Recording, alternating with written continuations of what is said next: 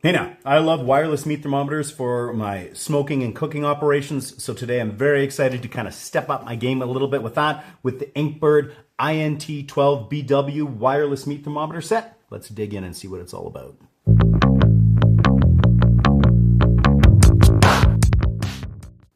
All right, just opening up the package here.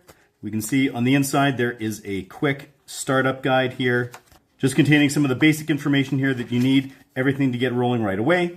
Also this lovely little warning here not to try to test it out by putting it in boiling water. That would just be a poor choice. And then we've got quite the little manual here to rip through. But first, I'm really excited just to take a look at the unit itself here. This is awesome. We can see that we've got two different wireless meat thermometers in here, and we've got the whole display here up on the top. So I got to look into this and see what it's all about. All right, first of all, just a note here that we've got a USB Type-C charging port on there, and of course this did come with the cable for that. Then we also have the actual power button here, which in turning on, you hold it for 3 seconds.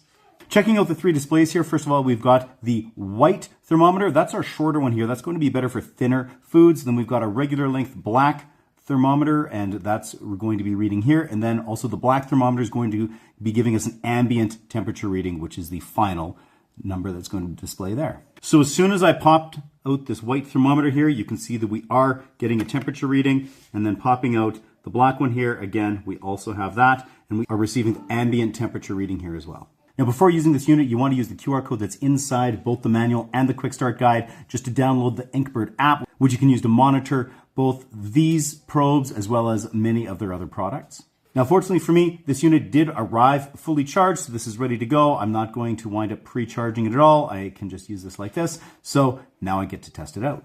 So I have this great picnic roast here that I actually removed the skin from. I put on a mustard binder and just a basic pork rub, and I'm ready to add my thermometers here. So with these thermometers, you want to make sure that you move past the little line indicating where it has to go into, just so you don't risk damaging the probe. Now I'm going to insert the longer one over there, and because I've got the second thermometer, I mean, why wouldn't I use it? I'm going to just tuck it in over here on the slightly smaller part of this picnic roast. Now the smoker is all fired up, so let's get this out there. For the smoke, I'm using Pit Boss Competition Blend pellets, which will give me just a really nice range of smoke flavors here on this pork. I've got my Pit Boss 700 FB all fired up here. Gave this a really nice cleaning yesterday. Woo! It is ready for some pork. It's time to get this meat on here. We're on just like that. We're ready to go. So a couple of hours in here, I'm just taking a look at my base unit. And for the record, when you're doing this, you can just press that function button that will show you your target temperatures. So I have that set at 200 degrees Fahrenheit. And one of them I've got the alarm on through the app. And just taking a peek here. Now that we're at the 120 Fahrenheit range. Oh, looking good.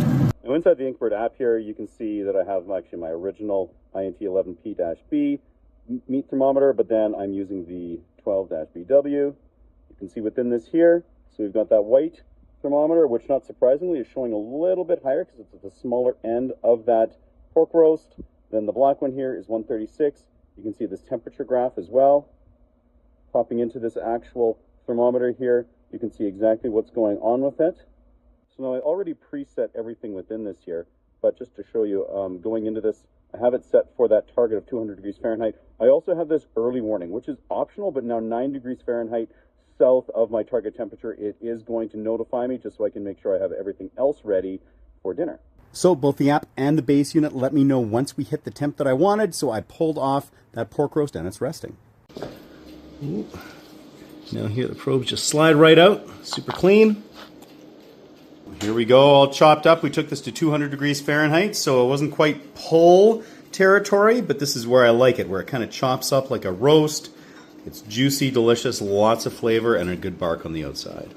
Now, one major advantage to the dual wireless technology of this base unit that is over and above any other thermometer that I've got is that it can connect to the app via both the wireless of the house as well as Bluetooth. It defaults to the wireless, and if for some reason that was disconnected or there was an issue with that, it kicks over to the Bluetooth. Now, a great thing about that was I was even able to leave the house. I was off at the grocery store picking some stuff up, and I was still able to monitor everything through the app. It was just connecting like that, so that was a huge bonus. So reflecting on this purchase and the experience of using it, I'm really happy with it. With the multiple modes of connectivity, being able to be away from the house even and still be able to check up on my meat. This cool base here that has the screen and everything on it, the great Inkbird app, being able to use these different probes here on different thicknesses of meat or multiple meats or even just 2 locations in the same roast like I did with this. This is now going to be my go-to wireless meat thermometer setup. So there you have it, and until next time, keep Road 11.